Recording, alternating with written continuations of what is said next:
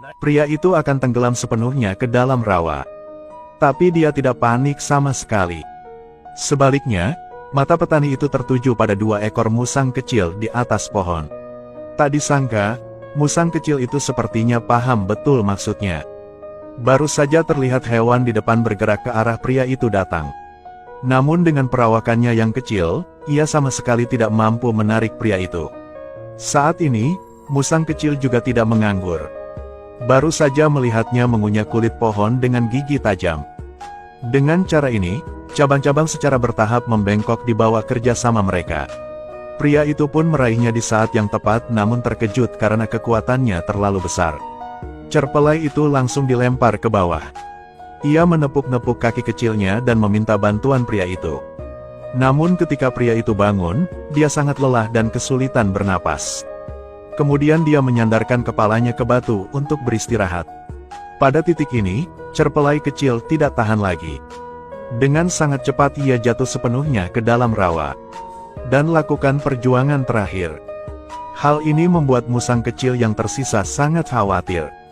Terus-menerus berkicau di pepohonan. Cobalah untuk membangunkan pria itu.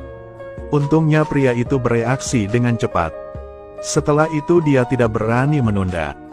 Dia segera memasukkan tangannya ke dalam lumpur. Namun saat ini, tidak ada pergerakan di rawa tersebut. Pria itu tidak berani mempercayainya. Jadi dia meraba-raba sebentar. Tiba-tiba dia sepertinya menangkap sesuatu. Pria itu menyeringai. Detik berikutnya, musang kecil yang berlumuran lumpur itu ditarik keluar.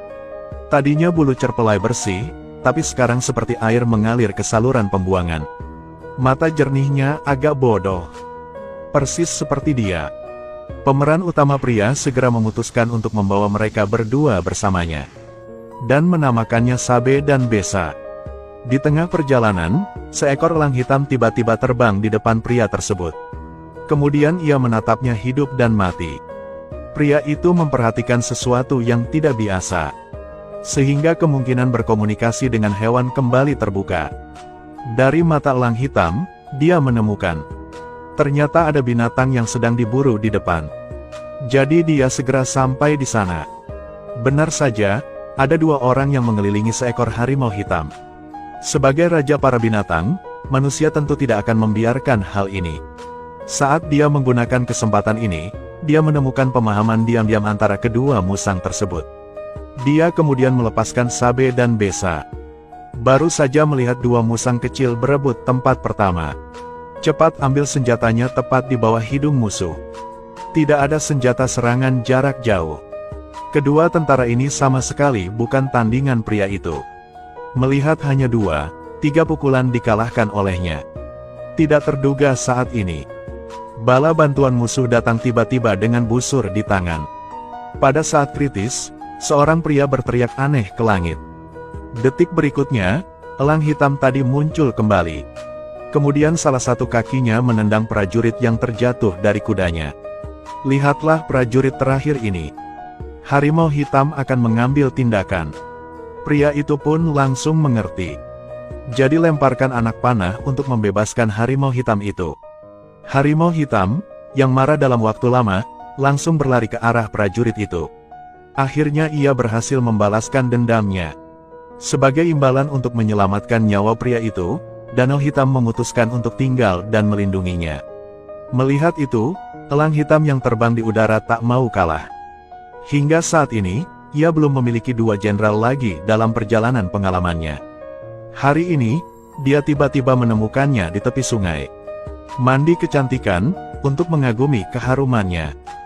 Dia dan rekan-rekannya berencana untuk secara heroik menyelamatkan keindahan tersebut.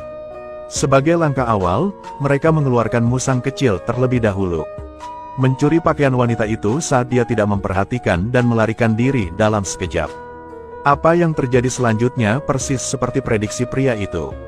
Wanita itu buru-buru berlari ke dalam hutan untuk mencari.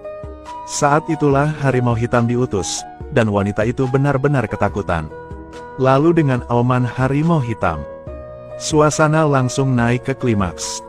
Melihat kesempatan telah tiba, pria itu akhirnya melangkah keluar. Dia segera memeluk wanita itu ke dalam pelukannya. Sementara dia masih bingung, mencondongkan tubuh ke dekat telinganya dan berbisik. Anda memiliki saya untuk melindungi Anda. Tidak masalah. Jika tidak terjadi sesuatu yang tidak terduga.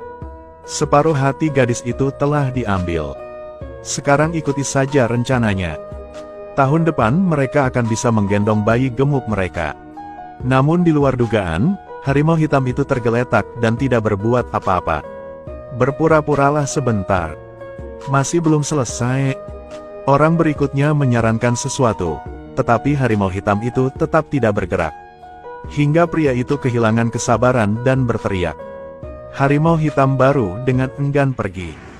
Namun, saat itulah pria itu akhirnya berpikir dia akan memeluk kecantikan itu lagi.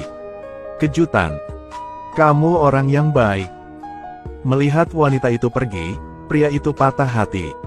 Pada akhirnya hanya persaudaraan yang bisa dipercaya. Setelah sedikit bujukan dari mereka, pria itu mendapatkan kembali kepercayaan dirinya dan memutuskan untuk menempuh jalannya sendiri. Tidak butuh waktu lama bagi pria tersebut untuk mencapai suatu negara. Dia sangat mulia, tapi dia memakai karung. Tampaknya takut seseorang akan mengenali saya.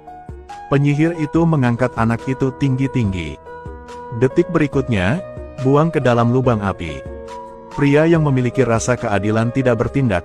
Sekarang penyihir itu menunjuk ke anak lain di bawah. Maka para prajurit segera mengangkat bayi itu. Siap berkorban seperti anak kecil tadi. Anak itu meronta-ronta dengan kaki kecilnya setelah ditopang oleh dukun. Namun tetap tidak bisa lepas dari nasib pengorbanan. Melihat anak itu belum sepenuhnya jatuh ke dalam lubang api, penyihir itu mengambil tongkat itu dan terus menyodok. Pria di bawah tidak tahan lagi. Menggunakan pikirannya untuk langsung mengendalikan elang hitam di langit. Setelah itu, hanya melihat elang hitam menukik ke bawah. Sebelum anak itu jatuh ke dalam lubang api. Diselamatkan. Setiap orang yang melihat pemandangan ini mengira bahwa pengorbanan tersebut telah membuat marah para dewa. Pada saat yang sama, mereka semua berlutut dan memohon pengampunan. Kali ini, sang pria akhirnya menemukan wanita yang diimpikannya setiap malam. Tapi tidak pernah terpikir dia akan masuk tim pengorbanan. Dan penyihir itu merasa ada yang tidak beres. Dengan tegas menjelaskan bahwa yang diinginkan para dewa adalah agar lebih banyak manusia. Jadi mari kita terus bergerak. Dengan cara ini, wanita itu segera dikorbankan oleh mereka. Pria itu juga memanjat untuk menyelamatkannya. Saat ini, orang-orang di bawah juga perlahan-lahan sadar dan mulai melakukan protes. Penyihir itu melihat ada sesuatu yang tidak beres, dan segera menculik seorang lelaki tua. Dan lelaki tua ini adalah raja di sini. Anakku. Identitas sebenarnya dari pria tersebut sebenarnya adalah pangeran di sini. Karena ia terlahir lemah, ia ditinggalkan oleh raja. Dan para penyihir kerajaan ini kebetulan mengetahuinya. Setelah mengungkap identitas pria tersebut, penyihir di depannya membunuh raja. Sekarang singkirkan saja pria ini dan dia bisa mewarisi tahta. Tanpa sepengetahuannya, pria yang ditinggalkan itu dibesarkan oleh seekor binatang. Kekuatan fisik berbeda dari sebelumnya. Begitu cepatnya dia membalikkan keadaan. Akhirnya berhasil membunuh penyihir tersebut. Begitu dia berjalan dengan wanita di pelukannya. Anehnya, penyihir itu belum mati. Dia mengambil belati dan berjalan ke arahnya. Pada saat kritis, Sabe bergegas maju. Lalu gigit lehernya. Namun tiba-tiba, saya juga ditangkap oleh penyihir tersebut hingga terjatuh ke dalam lubang api. Menunggu pria itu datang sudah terlambat. Melihat kakakku yang mengikutiku sepanjang jalan meninggal seperti ini. Pria yang berduka. Besa tiba-tiba berdiri dengan bingung di tangga. Lihat semuanya. Saat ini, semuanya sadar juga identitas pangeran pria itu. Selangkah demi selangkah, lanjutkan beribadah. Namun di akhir cerita, pria tersebut memilih pergi. Dia menjalani kehidupan yang damai dengan wanita yang dicintainya.